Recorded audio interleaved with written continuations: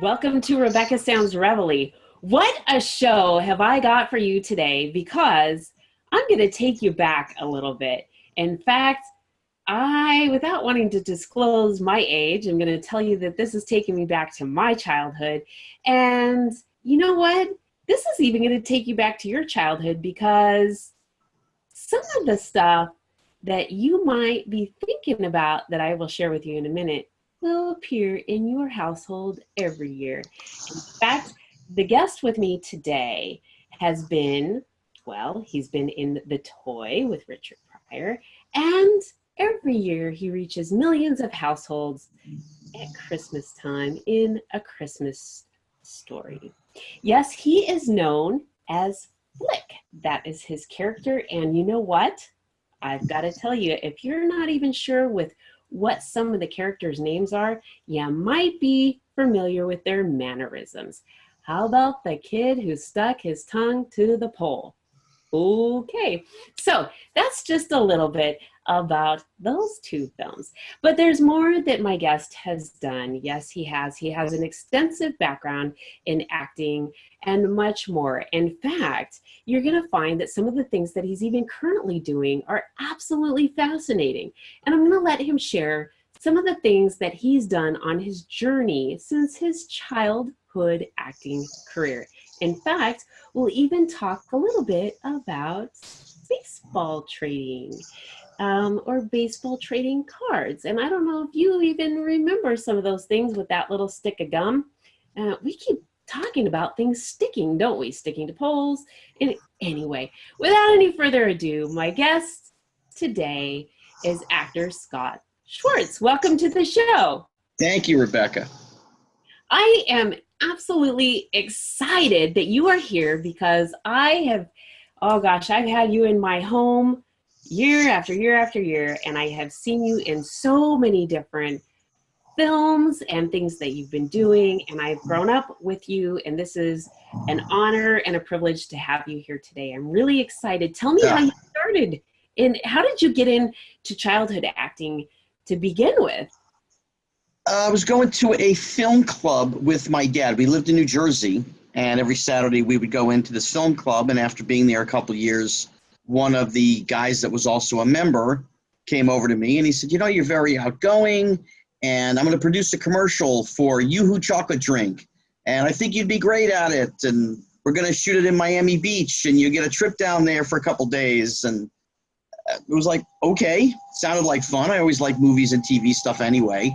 Wasn't something that I thought I would ever go into, started doing that, did that.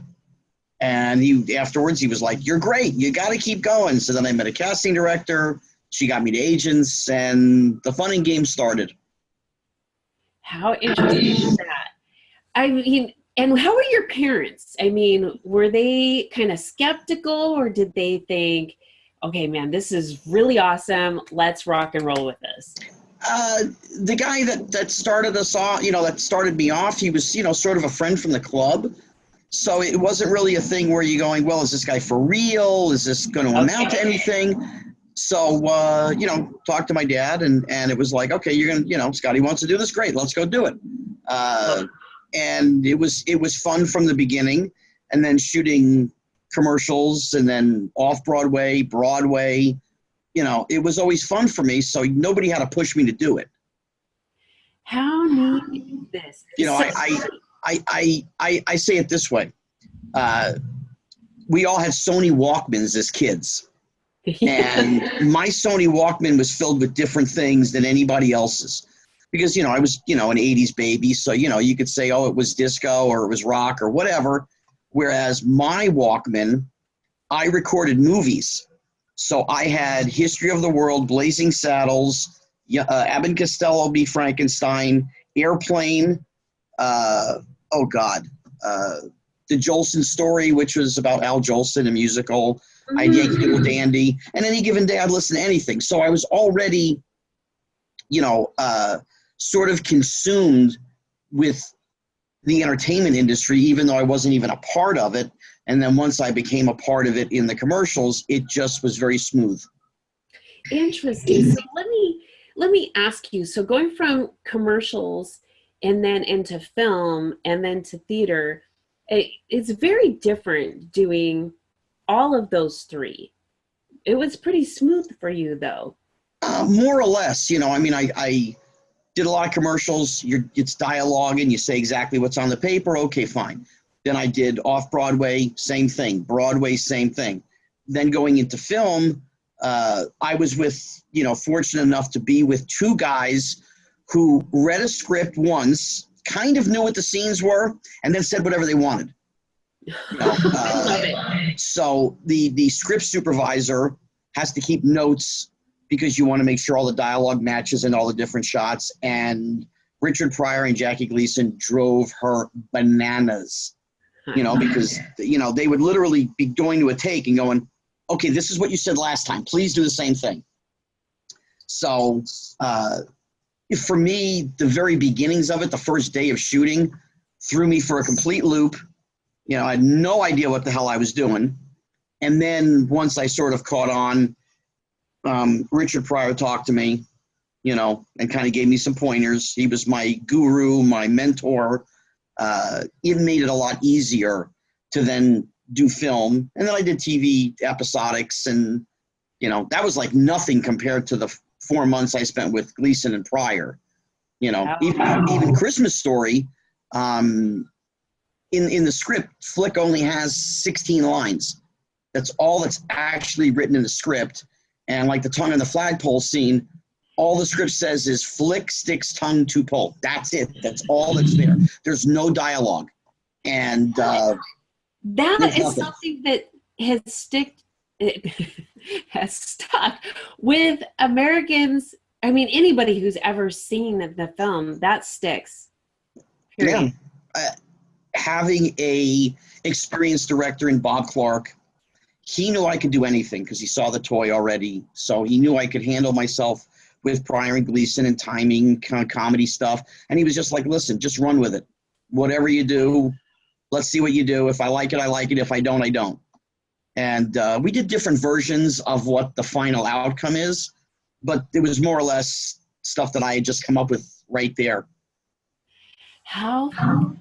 What do you think was the most fun or memorable film that you've been involved with?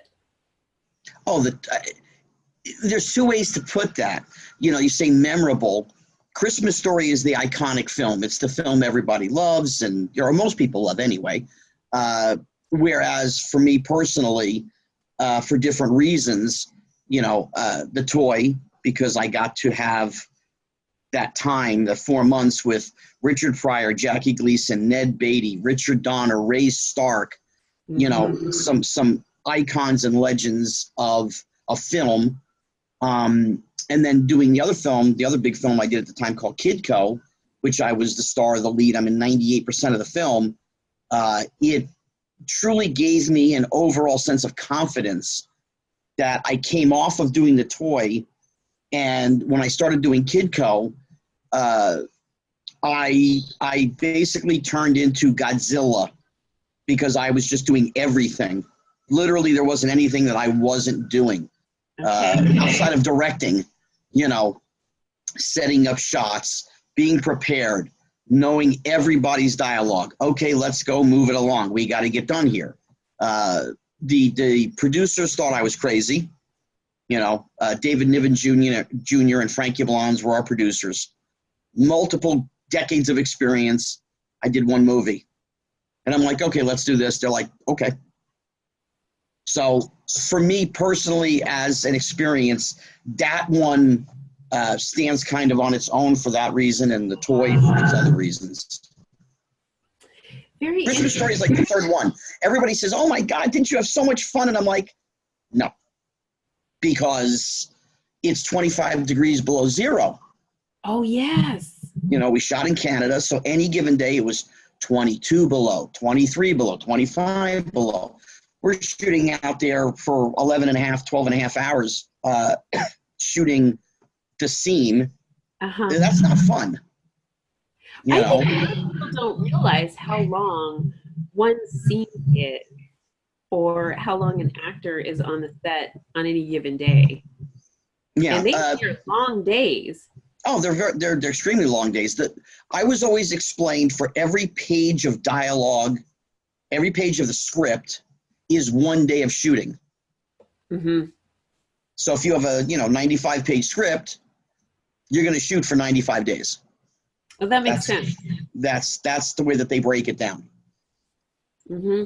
It does make sense. You've got to get the angles and the lighting, and you never know if there's going to be, take one, take two, if someone's going to err, and there's just so many factors that come into play when film day happens. And so I think that's really interesting.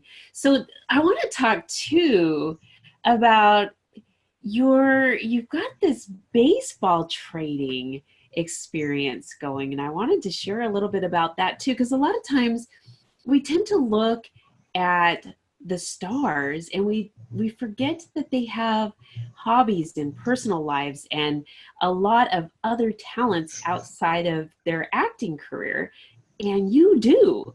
Well, yeah, I mean, I was your typical kid from Jersey. I love sports. I started collecting sports cards, baseball, football, whatever, when I was like 7, 8 years old. Then having done the films, coming to California, meeting people, was buying more stuff because, of course, you do movies, you have some money, and you buy stuff. Sure. But then going to the National Sports Convention every year for a while, and then I started meeting people in the companies themselves, and I kept seeing the same things over and over and over again, whether it was Derek Jeter or Dan Marino or Brett Favre or Barry Bonds or whomever. And I said, why don't they do this with celebrities? Do something that's different. Same sort of concept, but just based around the entertainment business. Mm-hmm. And the first thing I did was I went to a company called Upper Deck, and they stuck in some celebrities into a product, called them the Spectrum of Stars back in 07. And then I was asked by a company called Panini to talk to them about it, or Donruss, excuse me, Donruss, I should say at the time.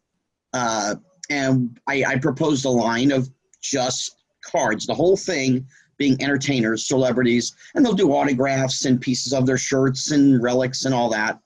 And we created a line called Americana, which had 3 or 4 different releases. And then we did one called Celebrity Cuts, which was kind of an offshoot of that. But everything in the product, not the actual cards themselves, not the photos that were there, the design, but like the autographs. There were some done blue, red, green, black, so there were different print runs. So the secondary market, could be improved, because if you get one that's signed in green, there's only 10 of them. If you got one in blue, there was 20 of them, or whatever it was. Red was always the one of one, which was the big one. Okay. But having met a lot of celebrities along the journey and doing a lot of, autograph shows and appearances, I mean, it was great. Hey, little girl, stop that. See, she's wants to talk. Larry Hagman, Barbara Eden, Anthony Michael Hall, who I went to high school with, Linda Blair. It was great to call them and go, hey, I'm coming over and I'm bringing you a check with some stuff you're going to sign, and you make money after lunch. It worked. And so it became kind of its own, it grew legs, and it was a lot of fun to do it. That sounds like a lot of fun. Yeah, I mean, you go on, eBay, let's just say, and look up, 2008, 2009 Americana autographs or whatever, and you'll see all the cards. And, about 80% of the autograph signings I did, Ed O'Neill and Christina Applegate and Katie Seagal and tons of people. Uh-huh. And you're still doing this, though, aren't you? Once in a while. There's another company that does it now called Leaf, and they do a set called Pop Century every year. and I get some stuff for them. I mean, they have other people that gets them autographs and signatures as well, but Okay. yeah, I'm still out there and I still do it. And it's great because, again, you get to go and see somebody that you know and you're friendly with, and you get to bring the money. And everybody likes that. Yes, they do. Yes, they do. Now, you do also have some current events that you are working on in your career, and I am interested in sharing that with the audience as well. Well, coming up, the first weekend in May, I will be at the Arctic Comic Con in Anchorage, Alaska. But actually, 2 weeks right before that, last week in April, I will be at Chiller Theater in Parsippany, New Jersey. Even though I'm not actually signing there, I will be there. But they've got like 70 or 80 people on the guest list. And I mean, they got Cheryl Ladd and they have reunions. And I wish I would have looked at the list before I got on the horn with you. But, anybody can look up chillertheater.com and see the whole list of people. It's incredible. Yeah. And then I'm at the Hoboken Film Festival, May 23rd. They're having a festival from like the 17th to the 23rd, and I'm there the last day. You've got a lot going on, and then you have some other things coming up down the road that we definitely want the audience to stay tuned for. And I'm really excited, too, about a lot of other things that you have done, but I really am going to leave the audience with a little bit of anticipation because I'm going to bring you back on the show to launch something that you've got coming here down the pipeline. And it is something big, and I'm very excited to share that down the road. I will be too. I am, but I do want you to also share a little bit about a little individual that you take with you to different places sometimes that sure garners a lot of attention. And I just can't leave her out. Oh, the baby girl. Yeah. Well, I have her name is Miss Elizabeth. She's a mini teacup Chihuahua. She is just an absolute lover of people. And I'm a lover of doggies. I have 4. Give to the ASPCA, every month. I do the whole thing, and they're calming, they're peace, they're 24/7 love bunnies. They just, they know when you feel good, they know when you feel bad, and they're just wonderful. And then my little girl, she's great. She's getting closer. I would love if she would just come over. Hold on. Here we go. Yeah. Here is the baby girl. There she is. This is Miss Elizabeth. Well, hello. She actually has her own Facebook page. It's Miss Elizabeth's Adventures. You have got to check this out. If you have not started following anything yet, you've got to follow Miss Elizabeth's Adventures because, oh, Scott, you take her to so many different places, and I've got to tell you, she is arm candy for you. She's 3.5 pounds, so she's very easy. She doesn't bark. She doesn't bite. She doesn't get excited. So going through the airports, airplanes, I never have a problem because she doesn't open her mouth. It's wonderful. She's a different kind of dog. You can't do it. Yeah, there are some dogs that, and I am a dog lover, but there are some dogs that you can't take with you to different places because there are restrictions based on certain behaviors. And yes, you can't take them with you. I certainly know that. But I've got to tell you, I am really excited. I am so excited, but I'm going to leave the mystery about what you've got coming down the pipeline because I'm going to have you and invite you personally again back to the show. I want to thank you so much for being here and sharing your time with us today. No, you're welcome. This was easy. Sometimes these are like an hour. This was like nothing. Oh, you got to be kidding me. No, I am so excited about the things that you've got going on. And I want the audience to really, get a chance to know you and just get connected with the person that you are. You are an incredible man that has a lot of different things in an array of a background. I mean, you've got your commercials, you've got theater, you've got, I mean, off Broadway, you've got film, Well, yeah. and you know, I mean, and then those are things that I did. That's not necessarily who I am. You know, I've always said, bring a smile to somebody each day. yes. Be good to fellow man. I don't care race, creed, color. It doesn't make any difference. I was brought up Jewish, and we've always believed in be good, be kind. Which is just something that I've always been that way throughout all of my relationships.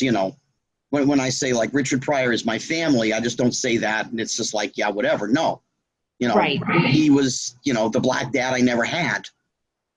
Rain Pryor, his daughter, is my sister. I mean, his son, actually, Richard Pryor Jr., had a birthday yesterday. And I said, happy birthday, bro, from your brother from another mother. You guys are family. You're tight. Yeah, but we live in a certain era right now where there's so much anxiety, so much nonsense and baloney, and I use the word hatred, but it's like I don't like to use that word, but it's really over stupid things that none of us can control. I hate this person because they believe this, or I hate this. It's like, it's ridiculous. If they're a good person in their heart and they're a good person to you, you be a good person to them. Yes. I agree with you 100%. When you and I were growing up, none of those things mattered. We could all play in the sandbox together. We'd go out on the playground and we just did our thing. And even growing up, it was like that, even through the high school years. I mean, there was not an issue. And it seems like what we're seeing right now is people are being pitted amongst each other and against each other over, like you said, issues that really shouldn't be issues. And I'm with you on this. Really, we're in a different day and age where social media has certain impacts on people. The 24/7, news organizations, it doesn't make any difference if it's MSNBC, CNN, Fox, whoever it is. They all kind of have their own agendas and their own ways that they say things. And, we grew up with Cronkite, Walter Cronkite, Dan Rather. Those were the two big guys. And they laid everything out there. They didn't angle it either way. They just kind of laid it out there and they let you make the decision for yourself. Now what's happening with all of the media is they angle it and you have to think like they think. If you don't think like they think, then you're not a good person. And that's not how we were supposed to be. We're supposed to be a free-thinking, free society.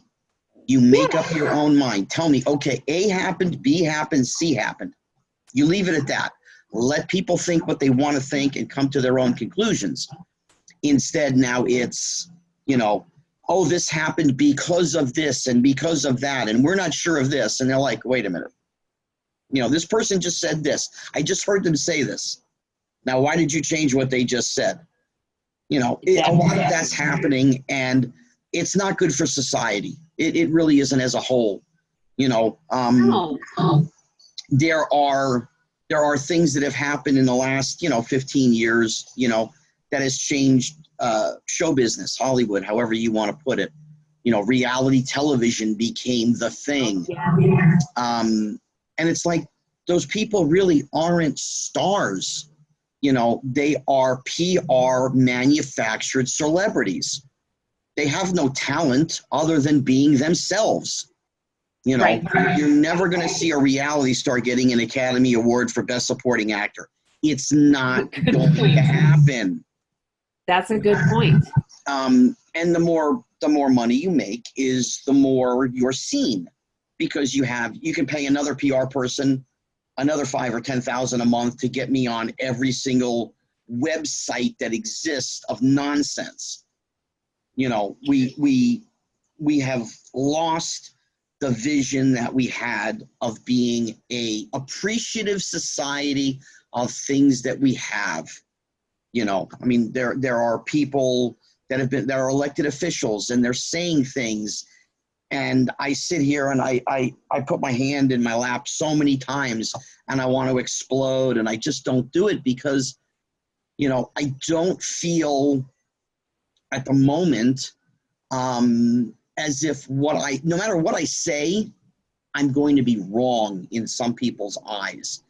Even though it's just my opinion, I'm still going to be wrong in their eyes. And I'd rather not do that. You know, I'd rather just say, hey, it is what it is. You make your decisions, you live by them, and we see what happens. You know, we also live in the instant gratification. Yes. Society, you know, it's got to happen now. Whatever's happening, it's got to happen right now. You know, and it's got to make me happy, because if it doesn't make me happy, then that's not good either. Patience. We've lost patience as a society. Oh, you hit something so right on the money. There's so many things as people, as Americans, that we always had. They're just gone. We just don't have that stuff anymore. You know, and people want to know where it is. I mean, when they say the good old days or make America great again or whatever it is, it's not the big things. It's the little things, you know, that made this country what it was. And if you lose them, if you lose your right to speak, that's our First Amendment. Yeah. That's what the forefathers thought so much of. It's number one, you know, and number two is, you know, the right to bear arms. Now, I'm not left, I'm not right, I'm in the middle. Do I think anybody should have machine guns? No. You know, AK-47s and AR-15s? No, I don't think that either, you know. But, again, the forefathers thought it was so important. It's number two. So, I mean, yes. These are things that when it's expressed in political terms, people get all excited. Nobody will just say in basic English, okay, gang. When they wrote this, they had a 2-shot rifle and a 4-shot pistol. Right. They didn't have machine guns. Let's just get to something that works for both. That's acceptable. Okay, fine. Yes. You know, we've had guns for hundreds of years, and we've had things happen over the last 20 that are totally unacceptable, and there's total other reasons for that, which I don't need to go into now. But sure, I understand what you mean. I think us as a society, we need to understand. We wake up every day.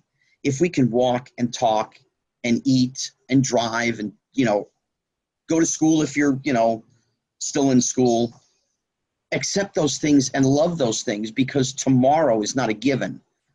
You know, we may think that, you know, but I mean, I've seen it, you know, I mean, I just hit 50, but I've been losing friends since my 30s, people that I loved and cared about, and they're gone already.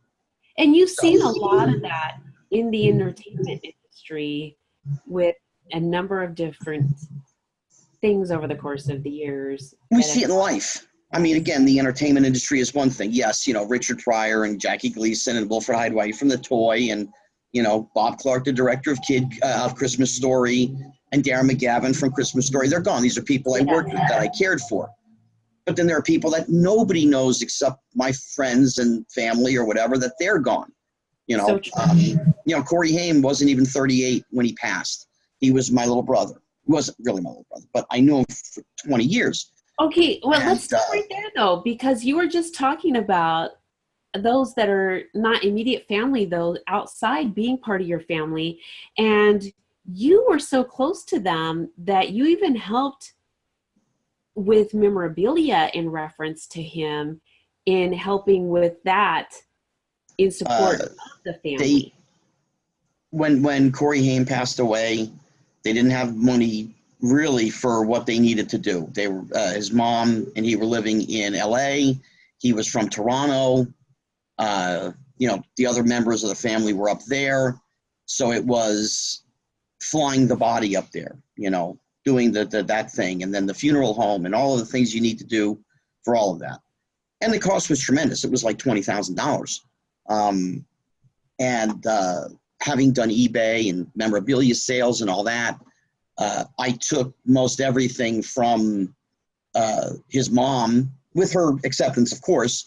She was going to throw stuff out. She did just stuff, you know, shirts and hats and shoes and albums and his keyboard and whatever. She was going to donate some stuff to, you know, the homeless, and, you know, everything else was going to go in the garbage. And instead I took it, I put it on eBay and sold it basically to the fans to help pay for his funeral. Sure. That was my, what they call a mitzvah, doing a good thing. So that was my mitzvah doing that. I didn't take 10 cents. I didn't want money out of it. I did it for his family. Your family. Yeah. Yeah. You know, you do things for certain people that you care for, you love, your close, intimate circles, friends, whatever. You know, you do things and without thought. It wasn't like, you know, geez, should I really do this? No, that wasn't even, you know, it was just, you're in need, I can provide, let me help you. Okay, fine, here we go. You know, I wasn't worried about blowback, feedback, somebody going, oh my God, you're disgusting, do it. I didn't even think of those things, let alone worry about them. It was like, what are they going to say? You know, oh my God, you're disgusting, you're selling his stuff. Well, they need money to for a funeral. Where do you go from there? Well, you're talking about commitment and loyalty to somebody in your family that you love. And like we were talking about earlier, the immediate gratification and kind of disposable society that we live in. Well, this is so important. We are we're in a strange town in the Hollywood area. Hollywood as a whole is here today, gone tomorrow. Say this today, it's gone tomorrow. When Corey passed, there were many who had something to say. Oh my God, we'll miss you, we love you. Okay. And there were many, I won't say many, there were several. Okay. More than 3, less than 8, that were just overly upset. Oh my God, I can't believe, and et cetera, et cetera. And nobody lifted a finger. And they were financially extremely well off. And it's like, really, if you're going to put yourself out there, if you're going to talk the talk, walk the walk. Yes. And nobody did. Nobody did anything, you know, and it was disappointing. And I mean, this is coming from me, and I wasn't them. And I was upset and disappointed in people that I knew him, that I knew had the means by far. Yes. Say, hey, what do you need? You need 1,000? You need 5,000? Tell me what you need. We do to help, period, right? You do something. Step up in some way. Yes. If you are that, I mean, connected and you care that much, then step up somehow to, you know, to honor his memory, period. Like I said, if you're going to talk the talk, walk the walk. I am with you on this. And this group is so used to, I'm a celebrity, I just need to show up somewhere, and that's all I need to do. And I go through this several times a year when I go to different charity golf outings. You know, I get invited and so forth. I am one of those people that I want to carry my own weight. So when I go, I will bring stuff. You know, I'll bring a leg lamp signed by guys from Christmas Story, or a BB gun, or I'll bring a poster, something, you know, some photos that they can auction off, because it costs them for me to be there. They have to pay for my golf. They pay for the food. Okay. I don't want them to have that, you know, expenditure. So I bring stuff that they're going to auction off. So it more than covers me being there, and that makes me feel good inside. I don't want to be a burden or be an expense. I'd rather be a contributor. Yes. Now, I've seen it. Many people show up with nothing. They just show up because their appearance is something. And I'm like, no, that's nice. Thanks for coming, but do something, you know? And I mean, if an 8x10 photo costs $1, print up 5 of them, sign 5 of them. Yes. Cover your golf. Yes. You know, so you spend $5. Okay. You know, instead they just show up with their golf clubs. It's so interesting how lacking of contributions, contributing members of society that we have, people are expecting to not put forth a lot of effort, but they're expecting big returns on a lot of things, a lot of areas of their lives. And unfortunately, we're seeing so much of that right now.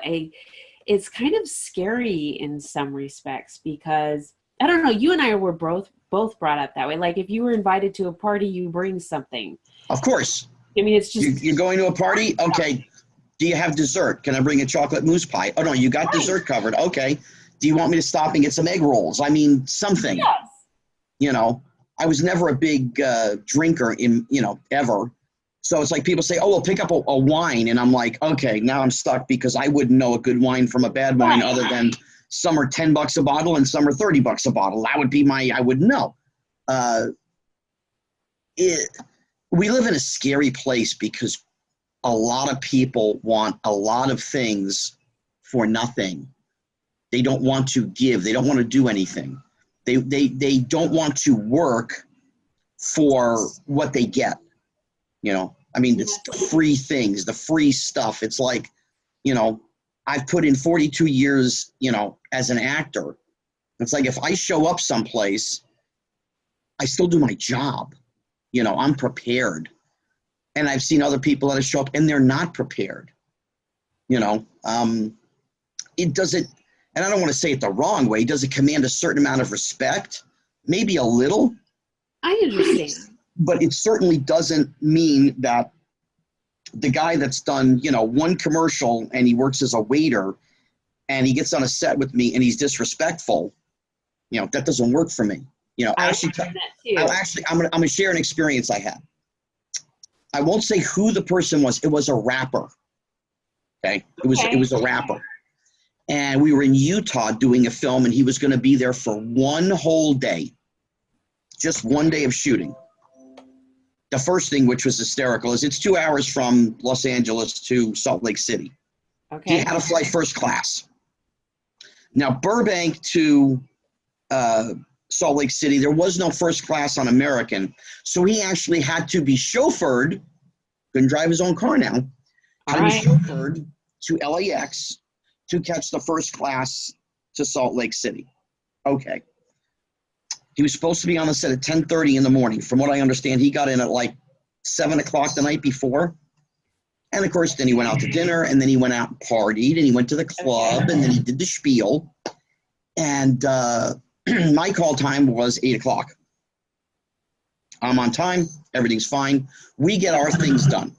Come 10:30, he's supposed to be there. He's not there. The guy can't get him out of his room. The guy that was going to pick him up. So 10:30 became 11:30, which became 12 o'clock. Now, we could only shoot until 7 o'clock at night. The place had to be empty by 7 because they were actually a club and they had to open at 8. So the guy gets to the set finally about 12:30. He's 2 hours late. He's only there one day. He then goes into his mock dressing room. Now, he should have been there 10 to 15 minutes. You get in there, you put on the shirt you're going to wear, you get your makeup, brush, hair, and you come downstairs, and that's it.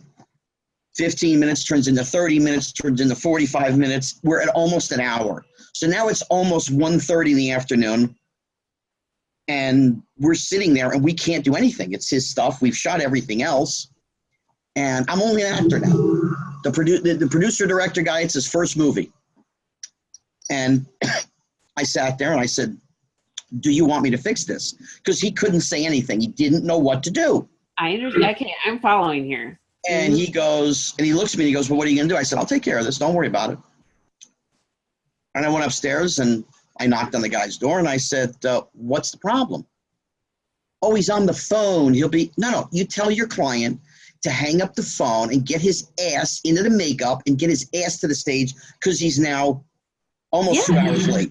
We only have 4.5 hours to go. And I said, 5 minutes, I'm coming back. And I walked away. 5 minutes later, he's not there. I go and I knock on the door. I'm like, let's go. And the guy's like, who do you think you are? Oh, no. Oh boy. No. Oh, boy. Oh, Scott, what did you do? And Oh, no. There were a lot of superlatives that I used and a lot of language that I used that I won't use on your show. But I more or less said to the guy, I said, listen, I said, you have no idea who I am, and that's not even important. The fact is, you weren't even in diapers when I was working. Now get your ass down to that stage right now. And there was a lot more things that I said that were not exactly so nice and kind. And his manager was just, oh my God. And, his manager was Jewish also, so I let him have it too. And finally he came down and he basically had there were two little bits that he had to do.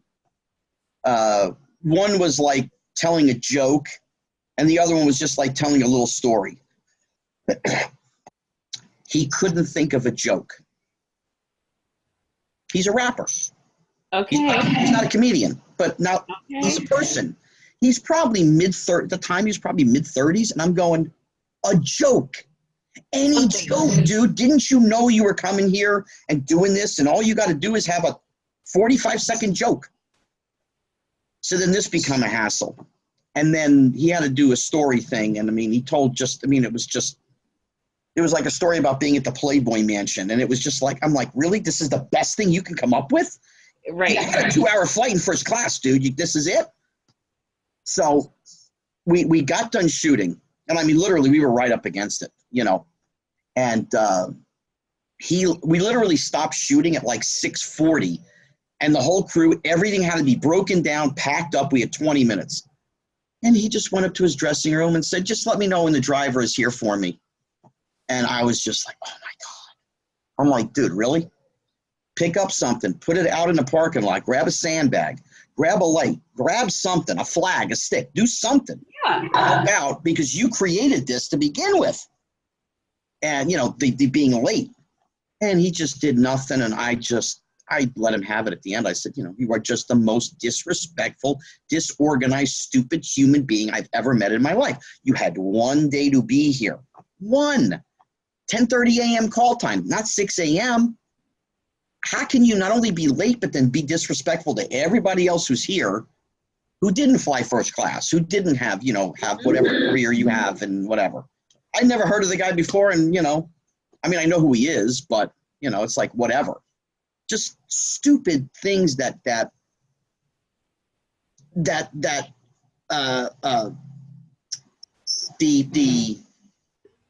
entitlement thing.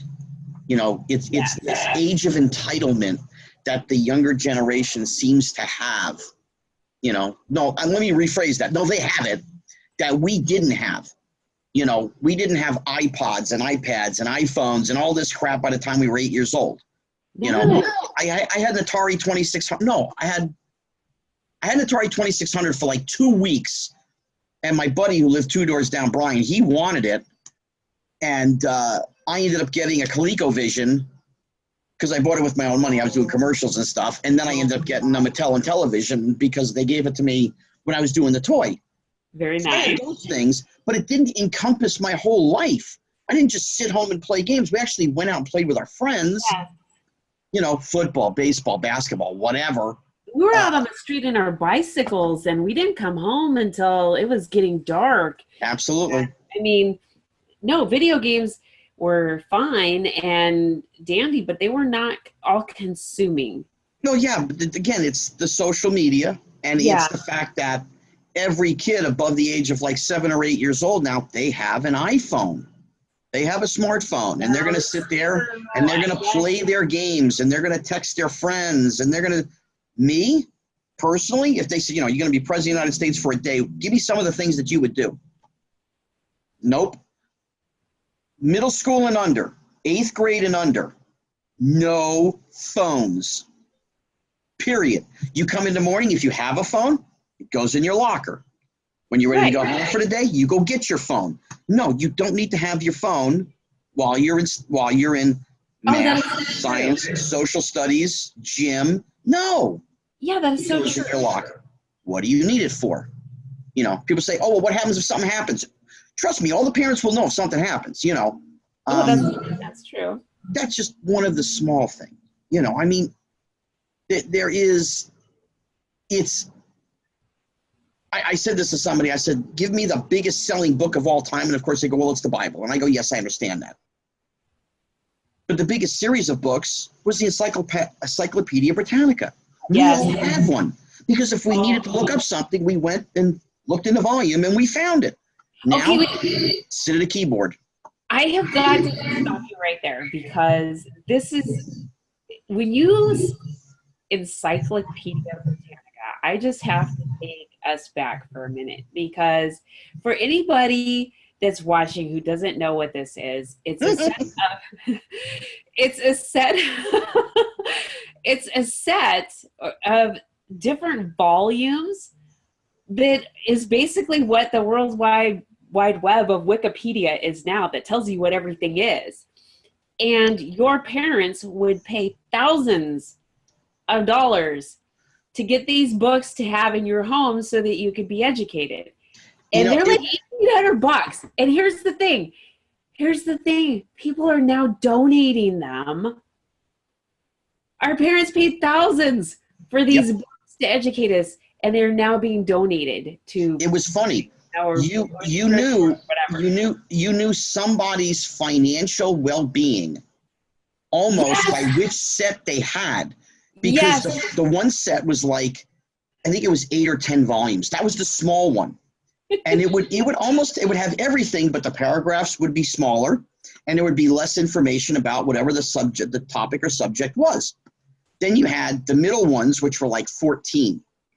So you know that was more of a middle class. Then you had the ones that were 26 volumes, A, B, C, D, all the way to Z, and one volume for every letter in the alphabet. With the gold on the edges. The gold edged, yes. Yes. Those were like $800 to $1,200 a set, was something like that. But that's how we were educated. You wanted to know something, you actually had to go work. You had to go look it up. You couldn't just sit on your phone and go, Google, tell me this.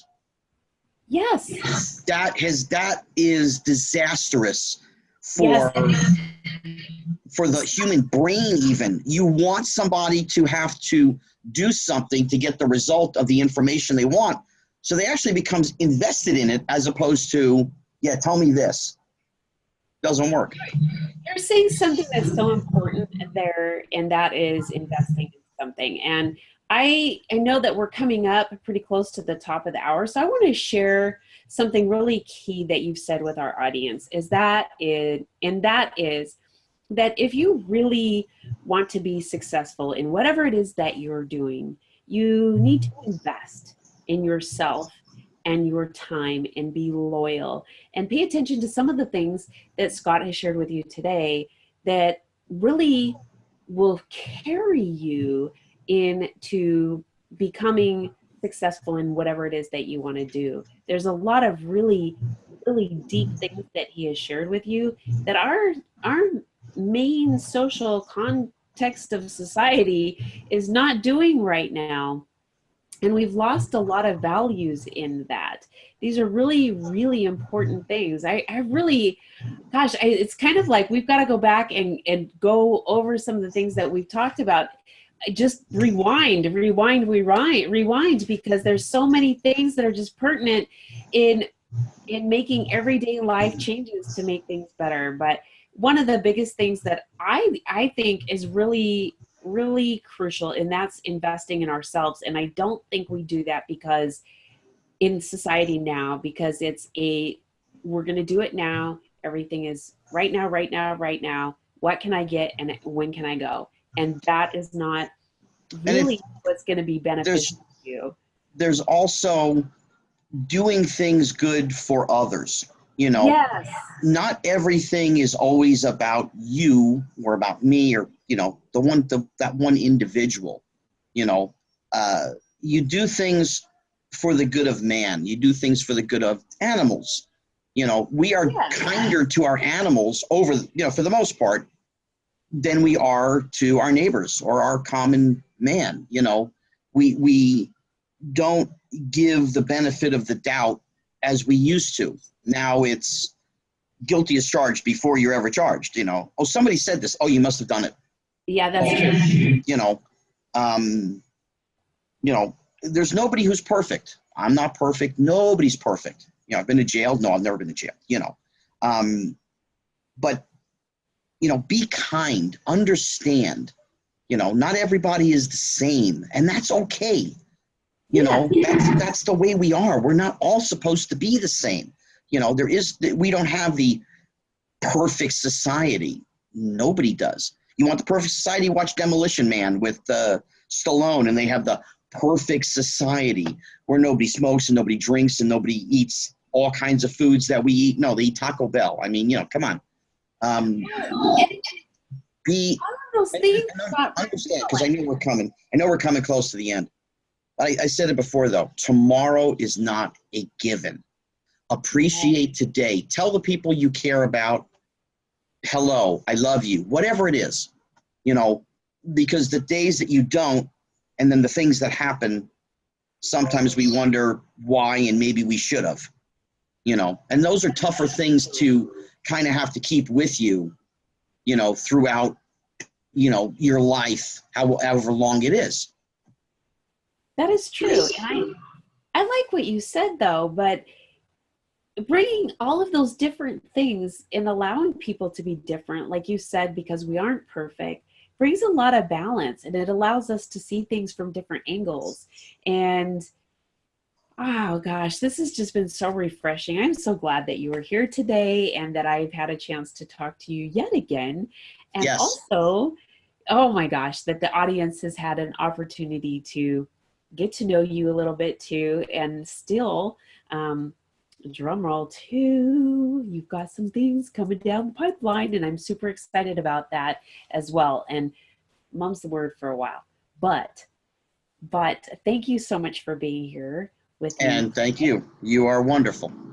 Thank you. Thank you so much. And I want to thank all of you for tuning in to another episode of Rebecca Sounds Reveille. I am absolutely excited to have had Scott Schwartz with us. And I'm asking you to share this with your friends, family, coworkers, everywhere you can on social media. And again, I thank you for watching. This has been brought to you by the Liberty Beacon and TLBTV.com.